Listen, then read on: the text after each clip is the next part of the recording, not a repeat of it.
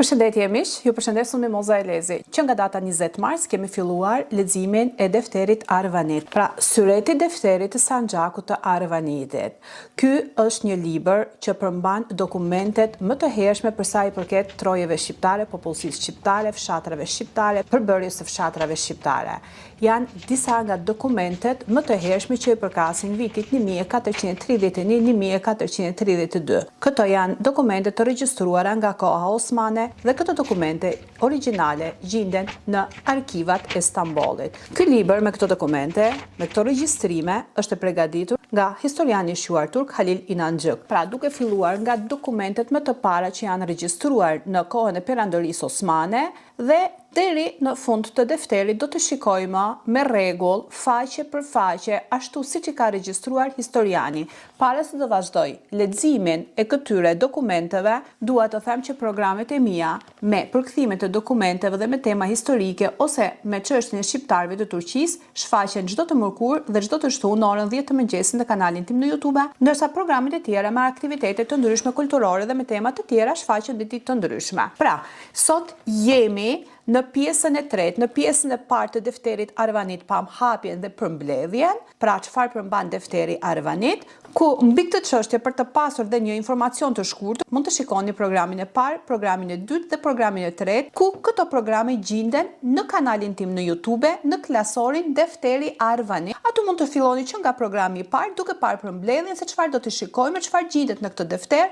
Mund të shikoni programin e dytë që kam dhënë një program shumë të shkurtër me informacione, duke përfshirë zonën e Shkodrës dhe zonën e Gjakovës, ndërsa në programin e tretë të shikojmë zonën e jugut, fshatrat, popullsia e tyre, çfarë prodhonin, çfarë kultivonin, sa taksa paguanin dhe do të shikojmë se çfarë taksash paguanin muslimanët dhe çfarë taksash paguanin të krishterët, ndryshimin në mes tyre.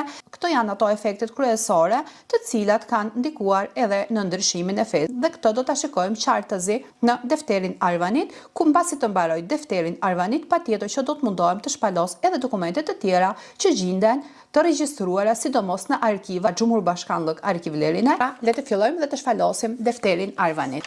Tani, pra, sot në faqen 3 të defterit Arvanitas do të shikojmë vilajetin e Vagenetisë, pra Vajoneta. Le të shikojmë. Në kohën e perëndërisë osmane, vilajeti i Vegnatisë ishte ai vilajet që përfshinte zonën e Çamërisë së sotme. Pra, ishte një zonë historike e Epirit, prandaj kjo ka shumë rëndësi për ne, sepse këto do shikojmë fshatrat e Vegnatisë, pra që sot ato fshatra edhe mund të jenë humbur, pra fshatrat Çamë. Do të shikojmë se kishte 4 fortesa kryesore dhe luante një rol të rëndësishëm në tregditën tetare. 4 qytetet kryesore që mbanin 4 fortesat kryesore të vilajetit të Vegnatisë ishin Gumenica, Paremethia, Filati dhe Parga, të cilat këto zona sot gjenden në rajonin e sotëm të Thesprotia në Greqinë Veriperëndimore. Emri Vagnetia vjen nga një fis i vjetër mesjetar që jetonte në këto zona. Këto shënime i kemi edhe në regjistrimet bizantine të fisit Vegnatia që banonte në këtë zonë, nga ku edhe ka marrë emrin Vegnetia. Kjo zonë ishte pjesë e Sanxhakut të Delvinës në kohën osmane. Ato që theksojnë historianët dhe që shohim qartazi në defterin Arvanitas ishte se popullsia e Vegnatisë ishte e përzier, por pjesa më e madhe ishin shqiptar, pra 60 deri në 70% ishin shqiptar, që dalloheshin nga emri dhe nga gjuha e tyre arvanitase që flisnin. Kemi pra defteri Arvanit, sureti i defterit i Sanxhakut Arvanit është regjistri më i rëndësishëm i popullsisë dhe tokave që i përket periudhës kur populli dhe tokat shqiptare u nështrua nga sundimi osman. Defteri Arvanit me datim hijri 835 dhe datim miladi 1431-1432, kjo datë zakonisht lidhet me regjistrimit fiskale të hershme osmane në krajinat shqiptare para konsolidimit të plot të perandorisë osmane në trojët shqiptare. Dhe në çdo faqe të defterit, siç e shikojmë, kemi Arvania Sanxha defteri, pra defteri i Arvanisë, arvanikisht. Sipas studimeve të historianëve të shumtë të cilët kanë bërë studime mbi këto zona, gjithmonë është theksuar se në këto zona flitej gjuhaja arvanishte shqipe. Në përmbledhjen e plotë të defterit të Sanxhakut Arvanit kemi këto periudha. Kemi periudhën hijri 835, pra që i përkasin viteve 1431-1432, që janë regjistrim fragmental, pra fiskal, Epiri, Shqipëria e Jugut pjesërisht. Në fshënimet e vitit 1520-1530 kemi regjistrim Registrimet të para osmane të defterit Arvanit Çamëria, Gjirokastlla, Latakastra. Në vitet 1530-1550 kemi defteri Arvanit i plot, sanxhaqet, nahijet, qytetet dhe fshatrat. Kemi edhe disa sanxhaqe të njohura që do t'i shpalosim një nga një. Ato do t'jenë sanxhaku i Shkodrës, sanxhaku i Dibrës, sanxhaku i Elbasanit, sanxhaku i Beratit, sanxhaku i Vlorës. Pra, sot jemi me vilajetin e Vajonetës. Këtu do të shikojmë fshatrat, popullsia dhe të ardhurat e MKMBS-së së vilajetit. Fshatrat, popullsia dhe të ardhurat e MKMBS-së së vilajetit ishin 6000 akçe. Në vilajetin e Vagnojetës gjindeshin fshati Finiki, kishte 43 shtëpi, 5 gra të veja, 8 beqar. Të ardhurat e fshatit ishin 5007. Fshati Ajos Ullash kishte 69 shtëpi, 4 gra të veja, 10 beqar, 3 ullin dhe të ardhurat ishin 7784. Fshati Ajorisile kishte 30 shtëpi, 2 gra të veja, 4 beqar dhe të ardhurat ishin 2629. Fshati Siderej kishte 24 shtëpi, 3 beqar, të ardhurat totale ishin 2180. Fshati Sajade kishte 20 shtëpi, 2 beqar, 1 skelë, të ardhurat ishin 2667. Fshati Debrojani kishte 48 shtëpi, 4 gra të veja, 5 beqar, 1 vresht, 4 ulli, të ardhurat ishin 4850. Fshati Mazarak kishte 25 shtëpi, 3 gra të veja, 4 beqar, të ardhurat ishin 1953. Fshati Mosopotomo kishte 21 shtëpi, 3 gra të veja, të ardhurat ishin 2740. Fshati Kamanica kishte 208 shtëpi, 37 gra të veja, 22 beqar, 1 vresht dhe 400 ullin. Fshati Piqe kishte 26 shtëpi, 5 beqar, të ardhurat ishin 3135. Fshati Dobrovishte kishte 16 shtëpi, 2 gra të veja, 2 beqar, të ardhurat totale ishin 1322. Fshati Urtsomishte kishte 27 shtëpi, 3 beqar, të ardhurat ishin 2450. Fshati Makroursile kishte 17 shtëpi, 1 beqar, të ardhurat ishin 1027. Fshati Duliani kishte 8 shtëpi, 1 të vejë, të ardhurat ishin 516. Fshati Gardiki kishte 28 shtëpi, 2 gra të veja, 4 beqar, të ardhurat ishin 2492. Fshati Çerkoviçe kishte 59 shtëpi, 5 gra të veja, 7 beqar, 1 vresht, 300 ullin, të ardhurat ishin 6160. Pra shikojmë që ishin një fshat me 59 shtëpi, por kishte 300 ullin, një fshat i pasur. Fshati Ajo Andre kishte 15 shtëpi, 1 grua të ve, 2 beqar, 100 ullin, të ardhurat ishin 1890. Fshati Masilti kishte 14 shtëpi, 1 grua të vej, të ardhurat ishin 873. Fshati Gove kishte 12 shtëpi, 2 beqar, të ardhurat ishin 1115.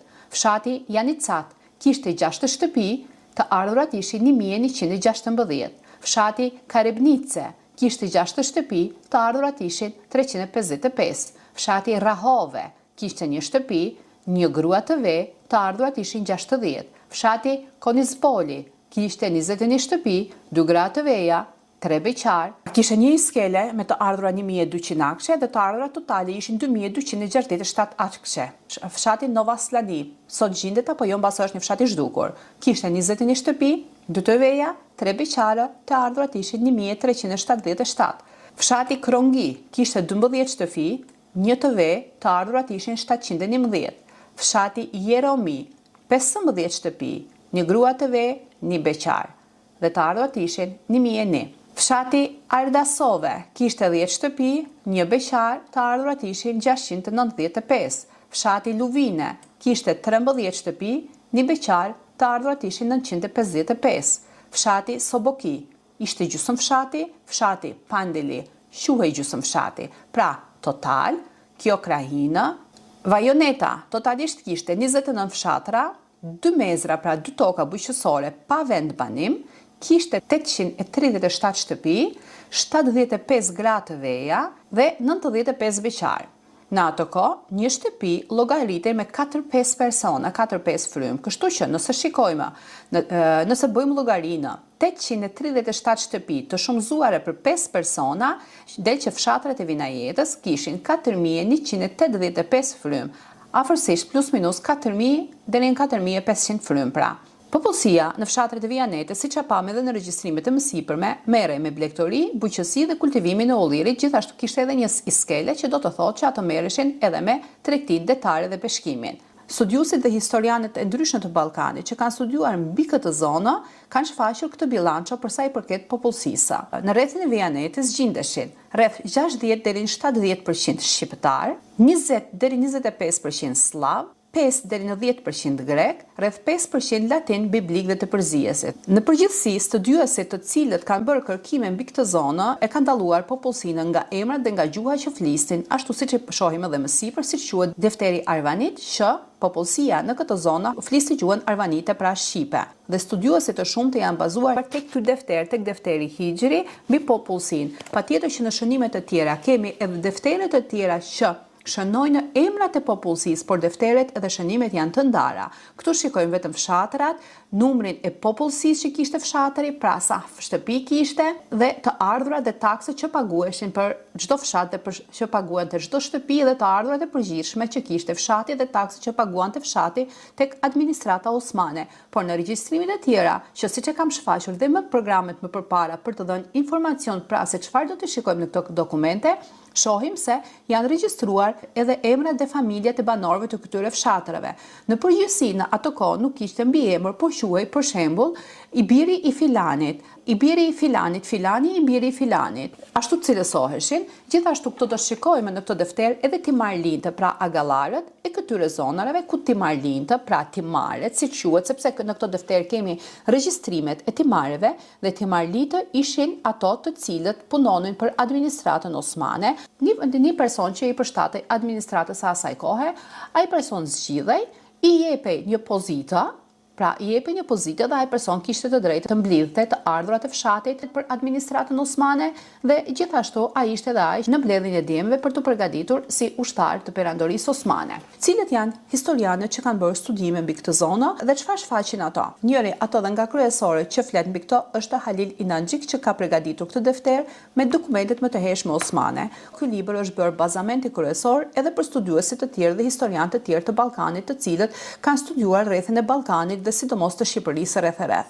Është studiuesi britanik Noel Malkol, por kemi edhe nga ato studiues shqiptar të cilët e kanë studiuar me imtësi defterin Arvanitas dhe kanë bërë kërkime mbi këtë çështje. Një nga ato është Selami Puhala, i cili ka punuar me imtësi në defterin Arvanitas, por ajo që më bën përshtypje është kjo. Kemi edhe historianë të tjerë të cilët kanë punuar mbi defterin Arvanitas, por është vështirë dhe e pamundur që këto dokumente t'i marrë i gjithë populli. Kur në Turqi këto dokumente përkthehen dhe nga Cumhurbaşkanlık Arşivi, nga arkivat e presidencës të shtetit turk, këto kemi mundësi edhe të shikojmë, të humultojmë edhe të gjejmë të dhëna të ndryshme, por në Shqipëri nuk kemi një faqe të tillë që të futemi dhe të shikojmë arkivat e shtetit dhe populli të informohet, sepse ajo që po na dëmton më tepër është mos informimi ose keq informimi. Unë po has shumë vështirësi kur bëj përkthime e këtyre programeve dhe kur kam bërë përkthimin e vëllimit të historisë osmane, sepse shumë njerëz më shahin dhe më akuzojnë ti po gënjen, ti je mashtruese, ti nuk e turp, te janë dej, përse? Sepse unë po përkthej dokumentet ose regjistrimet që janë bërë nga vetë historianët turk në vëllimin e historisë. Dhe kjo ndodh nga keq informimi, se njerëzit nuk kanë informacione, se njerëzit merren me thashë theme, se njerëzit thonë ky tha kështu, ai tha ashtu, dhe janë politika të ndryshme, të sekteve të ndryshme që ndikojnë shumë keq tek njerëzit dhe njerëzit mendojnë në këtë. Edhe un kam edhe shumë të njohur në Turqi, të cilët janë disa shqiptarë të vjetër që thonë, jo mos gënjeni sepse Shqipëria nuk ka luftuar me perandorinë osmane, por kanë qenë miq të ngushtë. Kur vetë në vëllimet e historisë osmane, për shembull, shkruhet në luftrat që janë bërë, luftrat e Fatih Sultan Mehmetit, të Sultan Muratit dhe të perandorisë osmane që janë bërë kundra Shqipërisë. Por njerëzit të nuk e pranojnë dhe e quajnë si mashtrim. Pse? Sepse nuk lexojnë. Dhe me që të gjithë këto nuk lexojnë, dhe me që shteti këto dokumente të përkthyera dhe të kërkuara nga historianë, siç është Selami Puhala apo historianë të tjerë, nuk i shfaq në një link të webit që të kenë mundësi shqiptarët të futen, të kërkojnë, të humultojnë, të mësojnë dhe të lexojnë, unë vendosa që t'i përkthej dhe mundohem t'i përkthej identik ashtu si që janë. Pra, disa nga studiuesit të tjerë janë Petri Barti, është historian austriak, është Milan Sufllaj, historian dhe albanolog kroat, i cili ka studiuar historinë mesjetare të Shqipërisë, burimet osmane dhe burimet bizantine. Është një nga historianët e tjerë është Oliver Jens Smith, historian zvicerian, i specializuar në historinë shqiptare dhe të Ballkanit, i cili ka studiuar strukturët sociale dhe etnike të rajonit në periudhën osmane. Historianët që kanë bërë studime me të defterit Arvanit, sidomos mbi zonat e Shqipërisë, ato të gjithë kanë theksuar që ajo që bie në sy në këto studime janë emrat sidomos të burrave, të cilët janë emra karakteristik shqiptar dhe emrat që përdorish në këtë zona, siç e kanë shfaqur dhe në programin e dytë, që mund ta shikoni në linkun tim, pra janë emrat John, Gjin, Lekë, Nikolë, Gjergj, Pal, Progon, Tanush, Lesh, Pjetër, Mark, Mihal, Bogdan e tjerë.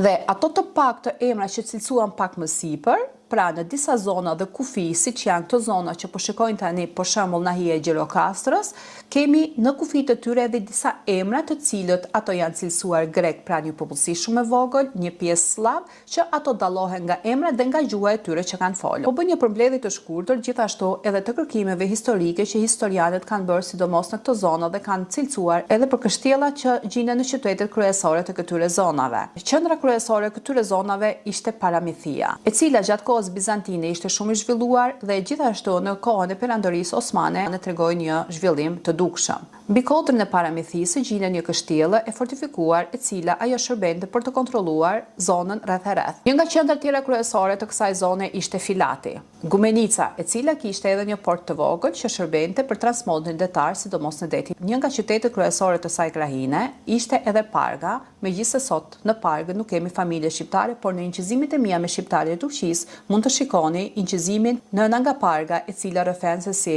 Grekët e kanë masakruar familjen e saj, se si Grekët i kanë detyruar këto të largohen dhe kur kjo mbas 60-70 vitesh është kthyer në Pargë për të takuar një mbesën e saj që e kishte rrëmbyer Greku, do të shikojmë se si janë asimiluar edhe fëmijët e saj. Këto zona për një kohë të gjatë ishin nën kontrollin e Republikës së Venedikut. Kështjellat kryesore të asaj kohe ishin kështjella e Paramithisë, ndërtuar fillimisht në periudhën bizantine, që kontrollonte rrugën midis Bregdetit dhe brendësisë së Epirit. Kalaja e Pargës, një nga fortesat më të rëndësishme bregdetare të Epirit, e cila u forcua shumë nga venedikasit në shekullin e 14 dhe 15.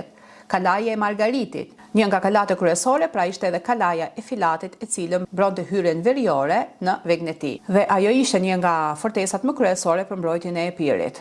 Pra, zona e Vegnetisë mbante totalisht 29 fshatra, 2 toka bujqësore, 837 shtëpi, 75 të veja, 95 beqar. Zona e Vegnetisë kishte 4 fortesa kryesore dhe luante një rol të rëndësishëm në tregtinë bregdetare. Që programet të jenë sa më të qarta, sa më të kuptueshme, do të mundohem të ndaj pjesë të shkurtra sipas krahinave, sipas zonave dhe sipas timareve, kështu që programet sa më të shkurtra të jenë, aq më të kuptueshme do të jenë. Kështu që duke u bazuar te këto dokumente, te këto regjistrime historike, pra regjistrime më të vjetra mbi trojet shqiptare që janë të regjistruar në arkivat osmane, do të shikojmë emrin e fshatrave dhe në bazë të tyre, ato të cilët sot njohin zonë dhe historianët që studiojnë mbi këtë zona, do të shikojmë fshatrat që janë zhdukur, ku një pjesë e madhe e fshatrave janë zhdukur, një pjesë e madhe e fshatrave kanë ndruar vendbanimin e tyre, që kanë qenë kushtet e luftës së asaj kohe, kanë qenë kushtet e mungesës furnizimit me ushqim, mungesës së ujit dhe një faktor tjetër kryesor kanë qenë mërgime dhe kanë qenë smundjet e shumta të asaj kohe. Ato të cilat kanë qenë fshatrat e vegjël, siç e pam edhe në këtë defter, që ishin ose quheshin gjysmë fshatra, ato janë banuar, emrat diku janë të ngjashëm, diku kanë ndryshuar dhe një pjesë e tyre edhe kanë humbur. Do të mundohem të shfaq gjithçka. Pra, për sot programi këtu mbaron. Dhe në programin tjetër do të shikohim krahinën e Himarës. Faleminderit për ato që më mirë kuptojnë dhe që më përkrahen duke shpërndarë videot. Faleminderit dhe mirupafsh në programin tjetër, pra do të jemi me Himarën.